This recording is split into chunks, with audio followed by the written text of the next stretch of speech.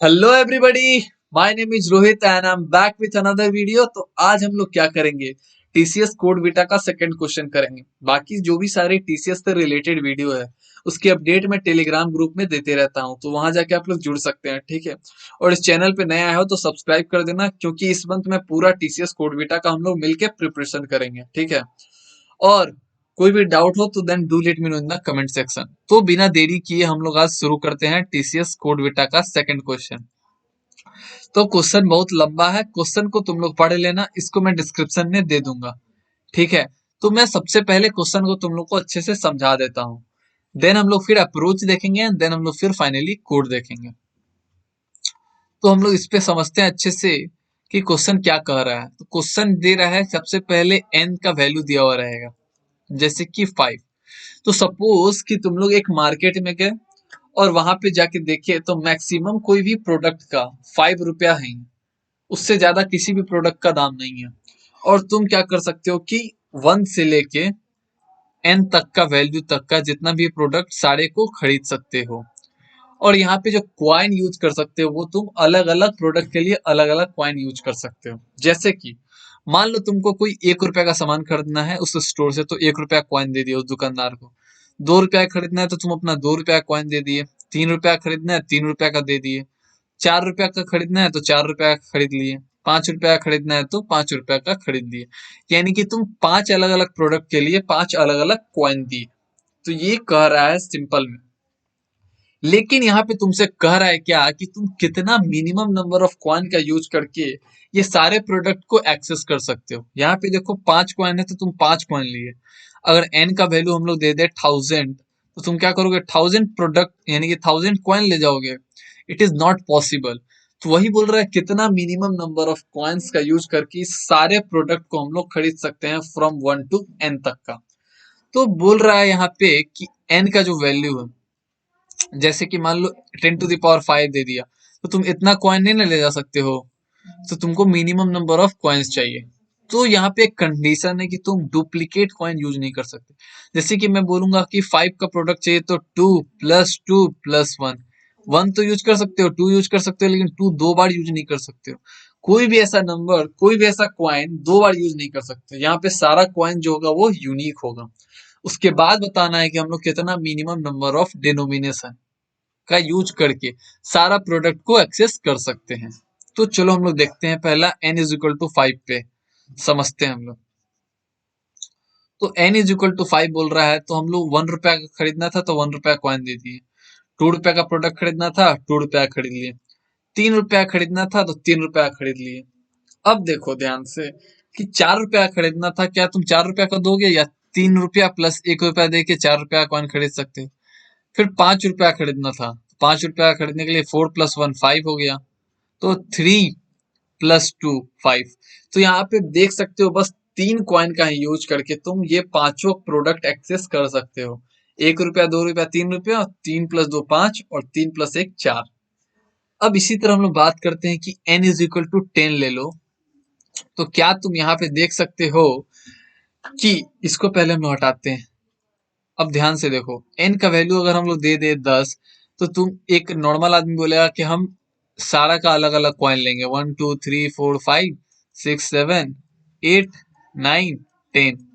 फिर एक आदमी बोला कि नहीं, हम क्या करेंगे कि मिनिमम नंबर ऑफ कॉइन्स का यूज करके सारे प्रोडक्ट को एक्सेस करेंगे। तो कितना नंबर ले लिए, वो बोला कि इस 4 कॉइन के मदद से ही हम सारा प्रोडक्ट को एक्सेस कर लेंगे। कैसे, तो देखो 1 + 2 + 3 + 4। अब इसको अगर हम लोग जोड़ दें तो ये होता है 10। इसको बाद में देखना इसका क्या मतलब है। देखो 1 रुपया से हम लोग 1 रुपया का प्रोडक्ट मतलब 4 रुपया से 4 प्रोडक्ट खरीद लिए। अब आता है 5 कैसे बनाएंगे, तो 3 + 2 5, 6 4 + 2 6, 7 4 + 3 7, 8 4 + 3 + 1, 9 4 + 3 + 2 9 एंड 10 पूरा को हम लोग जोड़ेंगे तो 10। तो तुम लोग को ऐसा लग रहा होगा कि जितना प्रोडक्ट है, जैसे कि मान लो कि 10 प्रोडक्ट चाहिए हम लोग, तो हम लोग देखेंगे कहाँ तक का सिक्वेंशियली सम बन रहा है, उतना ही कॉइन हम लोग यूज करेंगे। इस पैटर्न को देख के लग रहा होगा कि हम लोग को, जैसे कि मान लो एन का वैल्यू 15 दे दिए, तो एक नॉर्मल आदमी बोला हम 15 कॉइन यूज करेंगे। फिर एक तेज इंसान आके बोला नहीं, हम कुछ कम कॉइन यूज करेंगे। तो देखो 1 + 2 + 3, देखा कि कहां तक मेरा सम जो है 15 जा रहा है। तो देखा कि वो 5 कॉइन का यूज करके उसका 15 तक का सम बन रहा है। अब बोला कि हम इस 5 कॉइन को ही यूज करके 15.5 प्रोडक्ट को एक्सेस कर लेंगे। लेकिन ऐसा नहीं है, यहाँ पे गलती हो जाता है। ये पैटर्न नहीं है। यहाँ पे क्या हो रहा है कि हम लोग बाइनरी नंबर का पैटर्न फॉलो कर रहे हैं, और वो कैसे कर रहे हैं वो मैं अभी समझाऊंगा। लेकिन तुम लोग देख सकते हो कि हम लोग यहाँ पे बाइनरी नंबर का यूज करके जो हम लोग है प्रोडक्ट को एक्सेस कर रहे हैं, 1, 2, 4 और 8।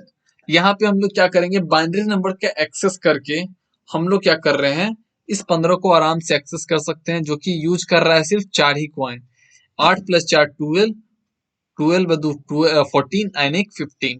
तो यहाँ देख सकते हो कि 5 से अब 4 कॉइन हो गया, और जो भी है सब क्या है, बाइनरी नंबर है। तो यहाँ पे एक पैटर्न बन रहा है कि by using binary number we can use minimum number of coins और denomination to buy any product up to n। तो ये पैटर्न आया कैसे, तो चलो इसको हम लोग पहले डिस्कस करते हैं। तो यहाँ पे एक चीज समझ में आ गया कि ये वाला पैटर्न जो है नहीं है। पैटर्न क्या है हम लोग का, कि बाइनरी नंबर का, यानी कि जो 2 से डिविजिबल हो जा रहा है उसका हम लोग बाइनरी नंबर का पैटर्न बना के उतना नंबर ऑफ कॉइन्स लेके हम लोग जो है सारे प्रोडक्ट को एक्सेस करेंगे। तो ये हो कैसे रहा है, तो इसको हम लोग ध्यान से समझेंगे। इसको हम लोग डिलीट करते हैं एक बार। अब जैसे मान लो मैं बोलूं कि n का वैल्यू हम लोग को 1 दिया हुआ है, तो देखो यहाँ पे n जो है 2 का पावर 0 आराम से हम लोग खरीद सकते हैं। ये बाइनरी फॉर्म में रिप्रेजेंट हो गया। n का वैल्यू हम लोग 2 देखें तो ये हो गया 2 का पावर 1। n का वैल्यू हम लोग अगर 3 देखें तो इसको कैसे लिख सकते हैं हम लोग, 2 + 1, जो कि बाइनरी फॉर्म में हम लोग आराम से लिख सकते हैं 2 का पावर 0 + 2 का पावर 1। n का वैल्यू 4 हम लोग लिखें तो कैसे लिख सकते हैं हम लोग, 2 का पावर 2। फिर n का 5 देखें हम लोग तो 2 + 2 + 1, इसको हम लोग इस फॉर्म में लिख सकते हैं। फिर n का वैल्यू अगर हम लोग देखें ऐसे भी लिख सकते हैं, 4 + 1 5। n का वैल्यू हम लोग 6 देखें तो 4 + 2 6। n का वैल्यू अगर हम लोग 7 देखें तो क्या लिख सकते हैं हम लोग, 4 + 2 + 1। अब फिर n का वैल्यू अगर 8 आ गया तो हम लोग लिख सकते हैं 8 डायरेक्ट, 2 का पावर 3। n का वैल्यू 9 आ गया तो हम लोग 8 + 1। तो यहाँ पे देख सकते हो कि जितना भी नंबर है हम लोग उसको आराम से बाइनरी के फॉर्म में लिख सकते हैं। तो यहाँ पे हम लोग बाइनरी नंबर का यूज करके जो नंबर ऑफ क्वांट्स का डिनोमिनेशन है बहुत ज्यादा कम कर सकते हैं, rather than using sequential matter, जो कि मतलब मेरा जो सम जो है कर रहा था कि नहीं, हम लोग का 15 चाहिए था तो हम लोग 15 के लिए 5 कॉइन्स चाहिए था। लेकिन हम लोग बाइनरी फॉर्म में यूज करके जो है कॉइन का डिनोमिनेशन बहुत ही कम कर सकते हैं, और ज्यादा कम कर सकते हैं और एफिशिएंट बना सकते हैं। तो यहाँ पे बोल रहा है कि मिनिमम नंबर ऑफ कॉइन्स। तो यहाँ पे ध्यान से देखो एक पैटर्न, कि जब n 1 है तो हम लोग 1 यूज कर रहे हैं, लेकिन 4 के बाद हम लोग फिर 4 का यूज ज्यादा कर रहे हैं। फिर जब n 8 हो जाएगा तो 8 का यूज शुरू कर दे रहे हैं। फिर n जब 16 हो जाएगा तो हम लोग 16 का यूज करेंगे। इससे क्या होगा कि मेरा जो नंबर ऑफ कॉइन का डिनोमिनेशन है वो बहुत ज्यादा कम हो जाएगा। और सारे नंबर को हम लोग देख लिए कि बाइनरी फॉर्म में आराम से हम लोग, यानी कि 2 टू दी रेज, 2 के पावर रेज में हम लोग आराम से रिप्रेजेंट कर सकते हैं। तो यही पे यहाँ पे पैटर्न है, इसलिए हम लोग बाइनरी नंबर यूज किए हैं। तो ये हम लोग अचीव कैसे करेंगे, यहाँ पे हम लोग कोड समझ लिए, यहाँ पे हम लोग एल्गोरिदम देख लिए, पूरा अप्रोच देख लिए। अब हम लोग चलते हैं कोड की तरफ। ठीक है, तो इसको हम लोग हटाते हैं और चलते हैं कोड की तरफ। तो देखो ध्यान से, एक फॉर्मूला आता है, इसको हम लोग डिलीट करते हैं।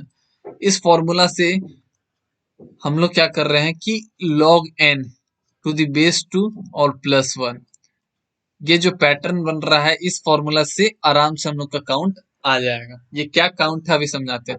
जैसे कि n का वैल्यू 10 है तो हम लोग क्या कर रहे हैं, इस 10 को डिवाइड किए 2 से लेके 5। ठीक है, फिर हो जाएगा 2 से लेके 4, फिर हो जाएगा n का वैल्यू 2 से लेके 2, और फिर यहाँ पे आ जाएगा 2 से लेके 1। ठीक है, तो यही पे यहाँ पे एक पैटर्न हो रहा है। ठीक है, यहाँ पे हम लोग का पैटर्न हो रहा है, और ये जो बोल रहे हैं हम लोग, जैसे यहाँ पे हम लोग बाइनरी फॉर्म में लिखेंगे तो ये हो जाएगा 1, यहाँ पे हो जाएगा 1, यहाँ पे हो जा रहा है 1, और यहाँ पे हो जा रहा है ओ यहाँ पे कुछ नहीं होगा, सॉरी, यहाँ हो जाएगा 1, यहाँ हो जाएगा 0, यहाँ हो जाएगा 0 और यहाँ हो जाएगा 1।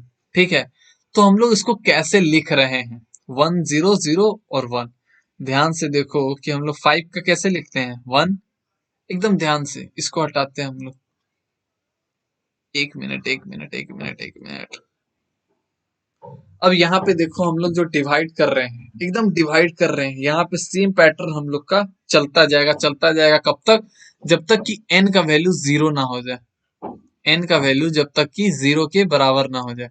जैसे कि हम लोग क्या किए कि काउंट का वैल्यू हम लोग बढ़ाते जाएंगे, 10 ले लिए, 10 इज ग्रेटर देन, यहाँ पे सिंपली डिवाइड किया और यहाँ पे तुम बाइनरी फॉर्म में भी आराम से यूज कर सकते हो।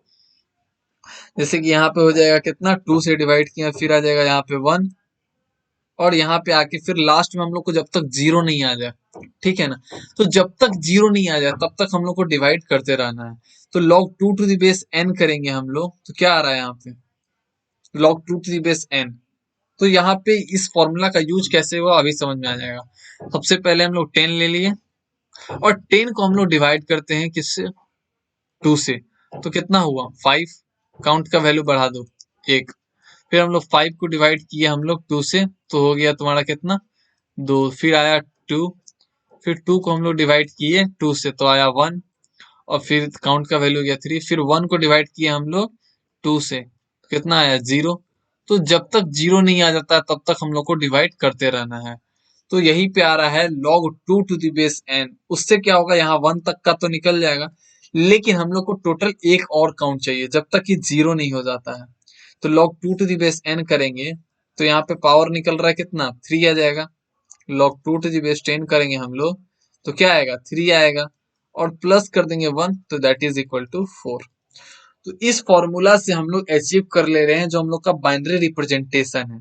यहाँ पे तुम डिवाइड करके भी यो वाइल लूप चला के भी कर सकते हो, ठीक है, आराम से वाइल लूप लगा दिए और इससे कर दिए।